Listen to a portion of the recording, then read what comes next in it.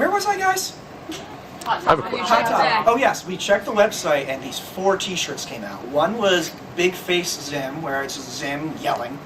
One was the logo, it has Zim and Gur in the corner. One was Classic Gur, they called it, and it's Gur without the dog suit, with his standing in a triumphant pose. And the last one was World Domination, Zim's holding up the globe.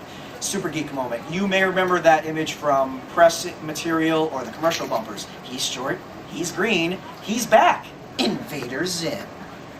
Nostalgia. We came to the rightful assumption that we had some influence on it. Some. We're not that egotistical. Because those are stock images. The big face was used to promote the DVDs. I just explained what World Domination came from. The classic Gur was clearly to see if people will actually buy the shirt with the robot Gur on it. And the logo is the logo. It's not hard to find these when you have the license to this show. You just go to your old press material stuff. And we just gently encouraged our Facebook followers to try to buy as many of those that you're interested in getting and tell your friends about it. Some of them, World Domination became a hoodie. I love that hoodie. It got me a few dates. It was really nice. And eventually I did get in touch with an exec and we had a little conversation, and he admitted the shirts weren't selling enough. But I did notice a positive change. Like the kind of shirts I lamented didn't go away completely, but they balanced it out. They had actual quotes from the show associated with Gur, and I didn't feel horrible looking at Hot Topic anymore. I started being proud to walk back in.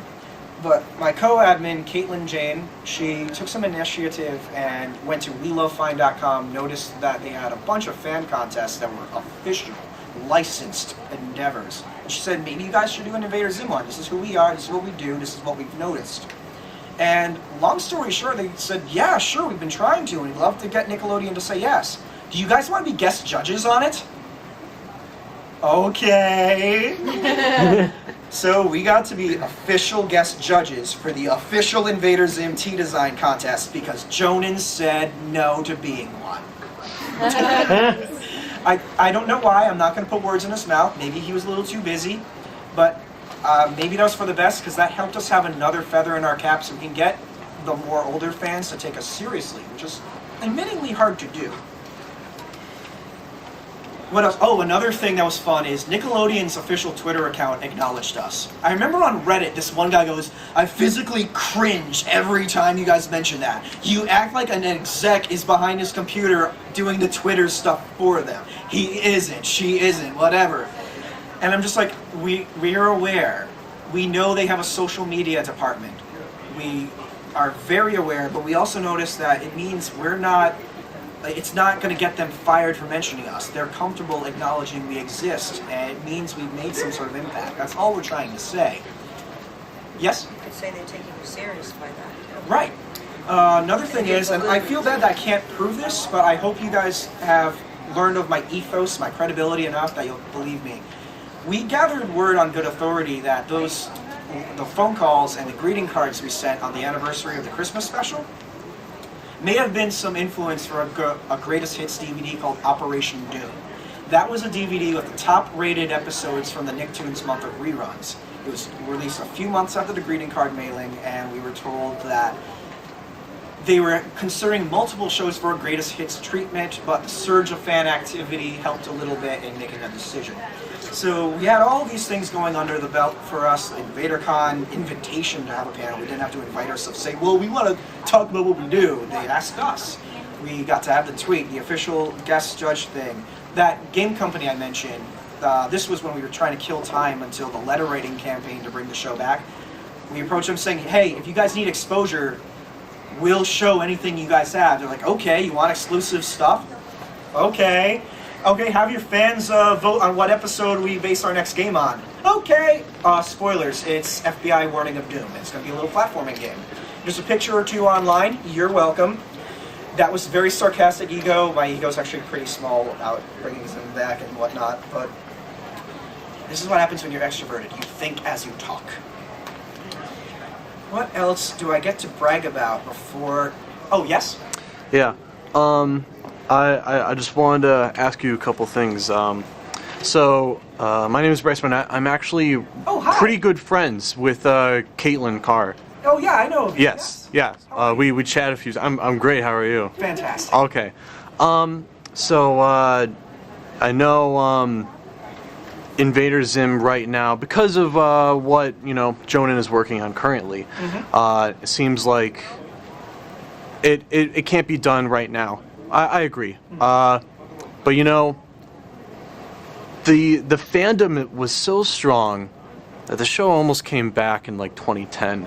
I haven't stopped saying almost. You know what? Maybe it wasn't almost. Maybe we were just grasping at straws. But continue. Well, like it was brought up in Nickelodeon. Nick was like nudging, like, hey, Actually, it was Nicktoons. We thought it was Yeah. Nickelodeon, and then we're like, oh, it was all Nicktoons. Oh.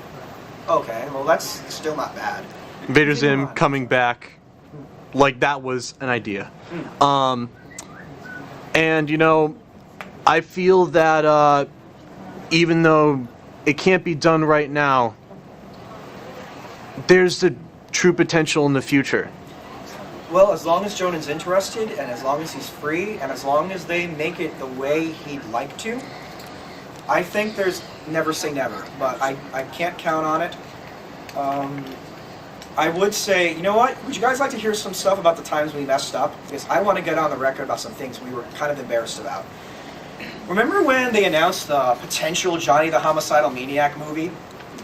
There was an article that later was talking about it, and then it edited in Donald Glover instead of Danny Glover for a joke. He said he was considering Danny Glover for Johnny the Homicidal Maniac. That's someone from the Die Hard movies, I think, or was it Lethal Weapon? I don't know.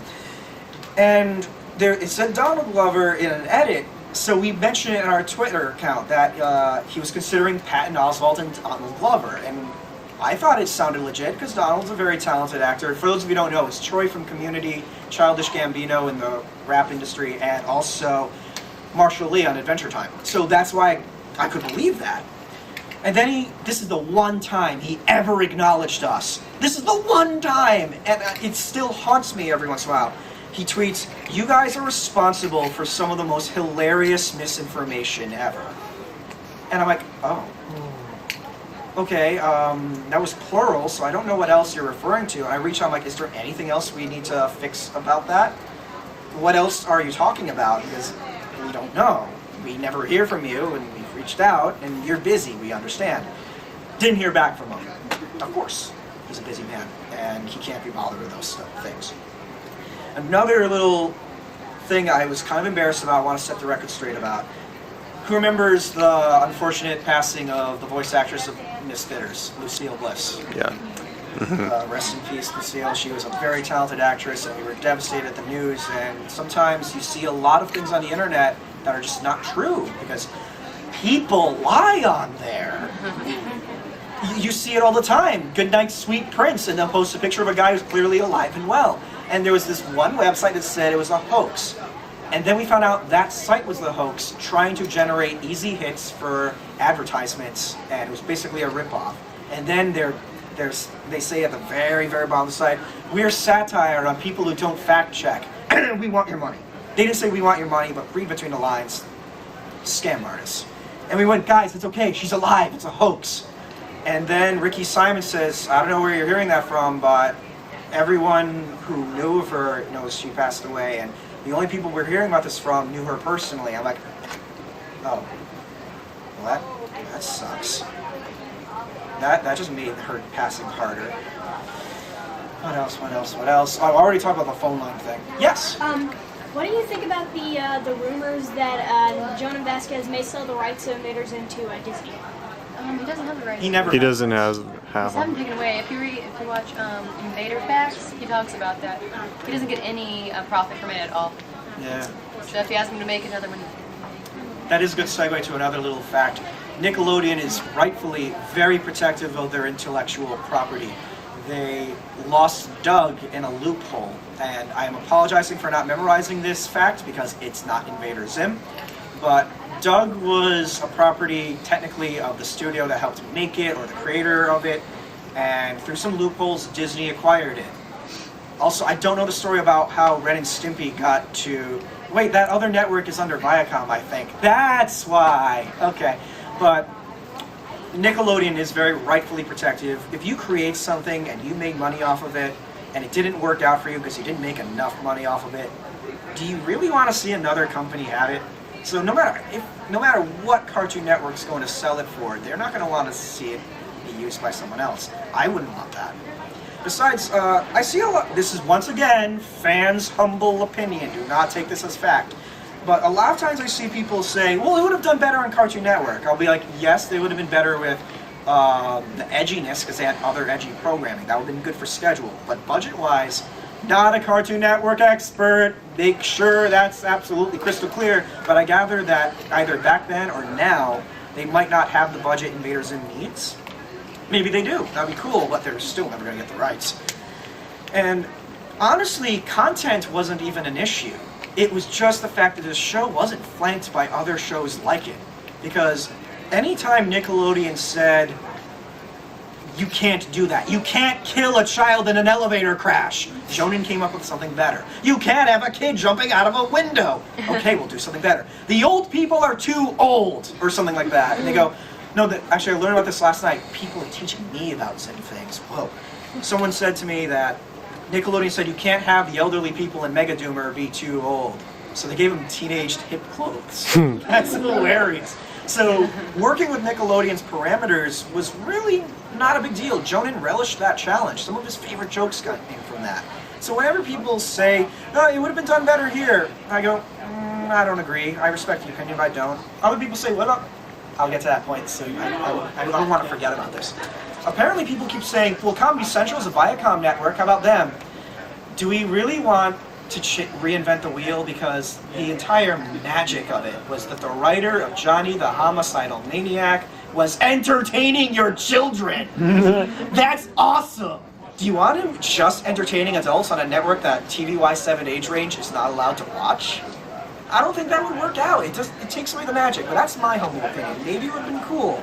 Or it would have been like the Ren and Stimpy revival, where not even their hardcore fans liked it. Not even though John Cristofalusi, I hope I didn't butcher his name, did it the way he wanted to do it, and people still didn't like it. Your question. Something that just came to mind. Are you aware of the Legend of Korra? Oh, am I? Yeah. Okay. So yeah, have you heard about the big news story about it a couple days ago? Let's see if I got my facts right. Also, I gotta look at the time. I don't want to steal things from Eric. Apparently, the episodes have been pulled from scheduling. I will admit I don't know why. I also heard a rumor. You know what? Forget that rumor. What if I'm wrong? Forget it. But apparently the episodes are going to air online instead, and they'll still make the money because, have you seen Nicktoons air Zim episodes on their site? They still have fun little advertisements for things that are not relevant to a college student. Some monkey thing. But, yeah, as you're saying. So yeah, just kind of, I think about the fan base of The Legend of Korra as well as Zim. There's a lot of like crossover there, and I'm just thinking, if Invader Zim were to come back, would it be successful? I'm just thinking budget-wise, Korra and Zim are kind of similar. How much CG that they use, just kind of, they're both very big budget shows, and it's not that big of an audience compared to other programming on Nickelodeon. If Zim were to come back, would it just exist through digital distribution, maybe? A lot of times that idea is thrown around. That's an idea that's ultimately up to Nickelodeon. There was a company that I was learning about, and they're still trying to get off the ground, that their dream is to get the kind of business model that Netflix has about getting Arrested Development and finding a way for all involved parties to profit. They wanted to have a site where the fans give measurable proof that the show should get back in production. They just buy the airing rights. The studio still makes the show, and everyone gets a piece of the pie. Honestly, I really don't know if it'll work. It's actually the company is called Show Must Go On TV, smgo.tv. They were interested in Zim. They were, like Operation Head Pigeons, they were having a hard time getting people to take them seriously. I wish them all, no, I'm not going to wish them all the best of luck. That's sarcastic in my world. Deepest regards to them in hopefully they can change the landscape of canceled shows.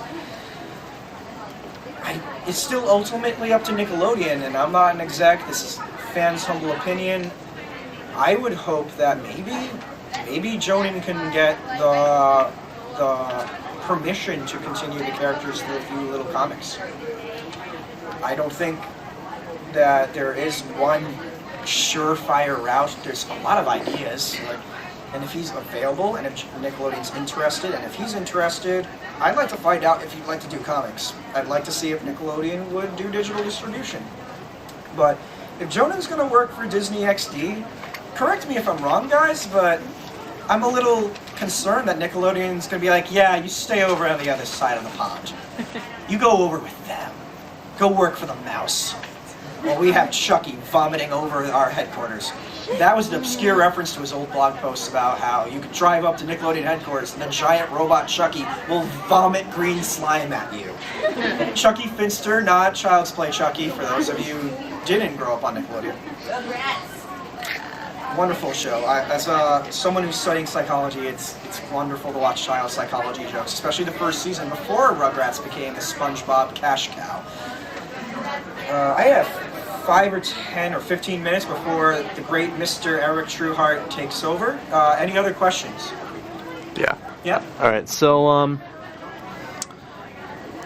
I don't want a direct answer. I just want to throw this out there for OHP here. A lot of success coming from Kickstarter nowadays. Yeah.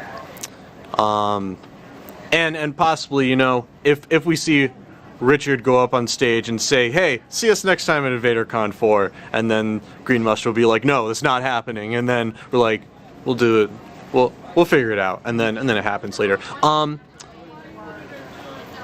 Would it be possible as a Project Massive 2 or something to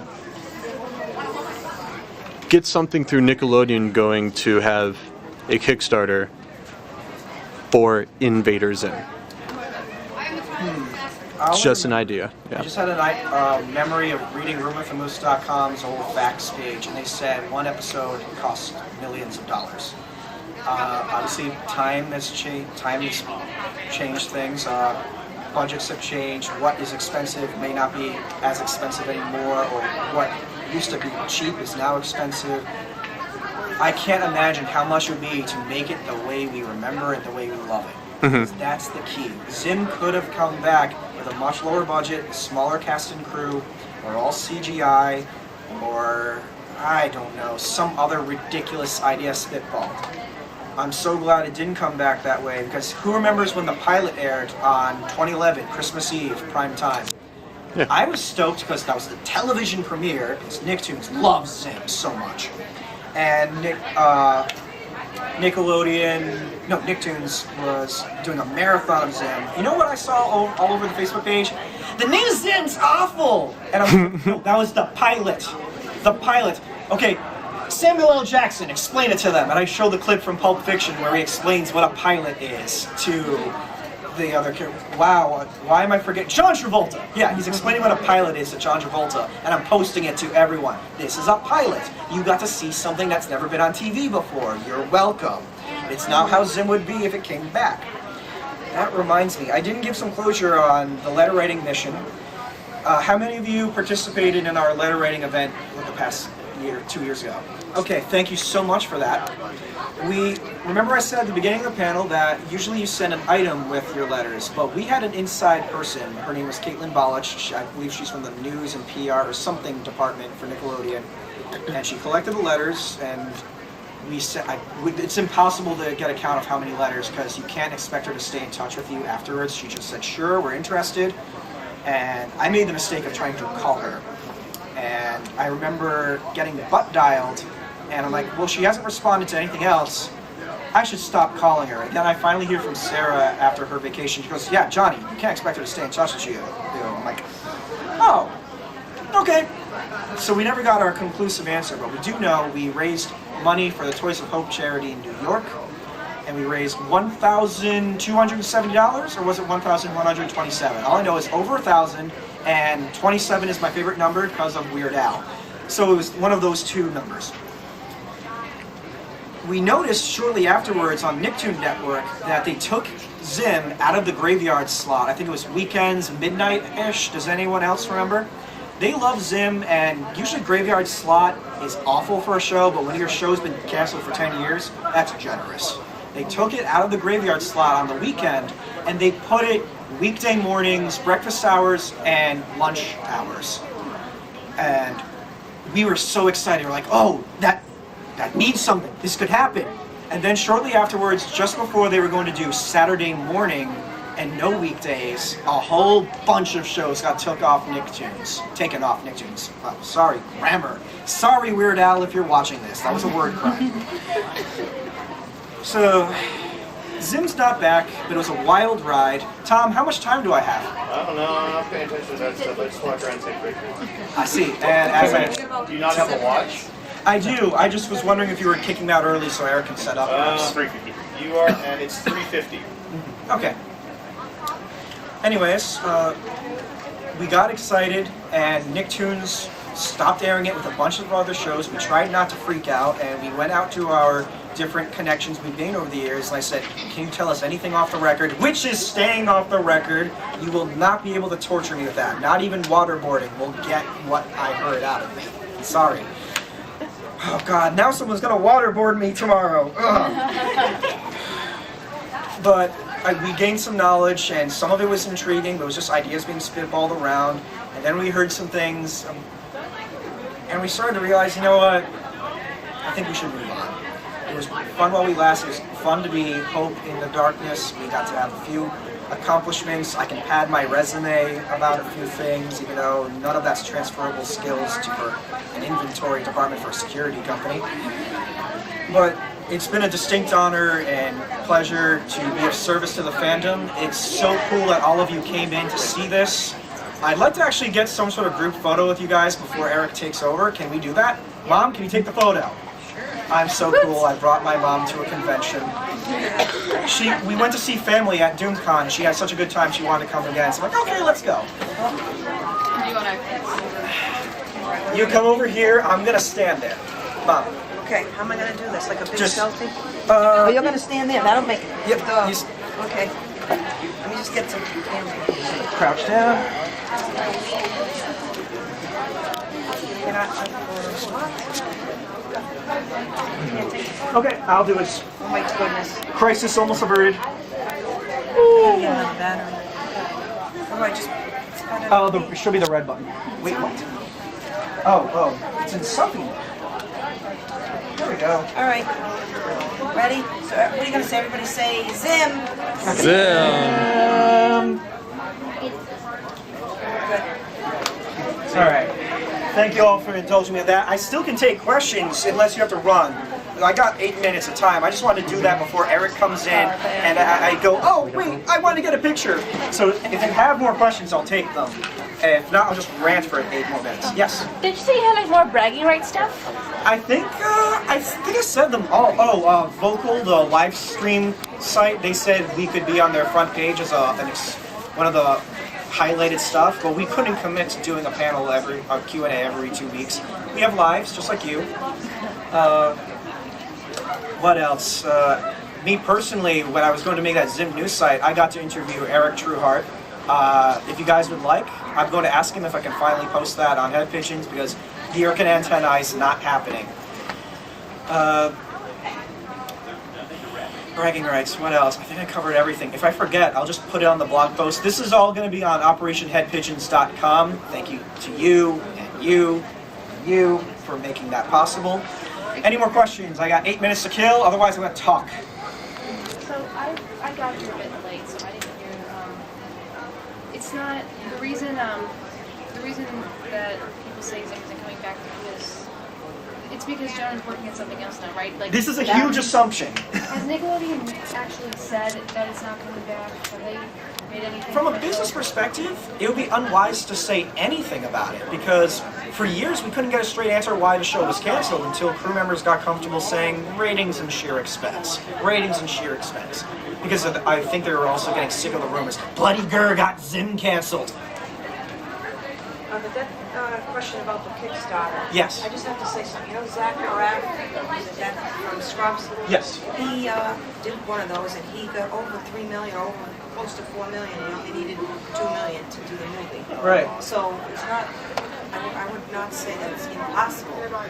It's just another really good avenue to try. I gotta say though, Kickstarters in general have been getting a lot of flack because it was meant for people who have no way of making that money to get money, and now companies are like, fans Fans have fund it for us. We don't feel like spending money, so you pay for the things you want to see, and people got a little annoyed by that. It's not Zim Productions asking that. It's the fans that want it. This is true. Yeah. I mean, we did this. It's true, but it's very complex. I don't know what we would be able to buy in terms. They're never going to sell the rights to the fans. I can't. That would happen after something amusing besides a Zim relevant pigs flying thing, because pigs do fly in Invader Zim. A reason why the Kickstarter probably wouldn't be too well is because the demographic that Invader Zim is now is towards like people in their 20s or in this area where they don't have a supporting job to where they can put their money into it. You know, you got people in college who are putting all their money into that. You know, the people who have come to InvaderCon should be quite, you know, happy that they've been able to even put their money into this. Kickstarters can be funny though. I mean, a guy got $10,000 the other day for making a potato salad. Yeah, Yeah. that satire thing that went pretty far. Whoa. Yeah. I mean, you have fans even in Australia. We met people from Australia that came to California. Yeah, people are willing to spend their money. And the best way to support Zim coming back is just keep giving them measurable proof, because money talks. Unfortunately, merchandise sales isn't enough to bring things back, especially if the stuff is really casual oriented, I suppose. Like, I like Big's books and I cannot lie. Yes, you had a question.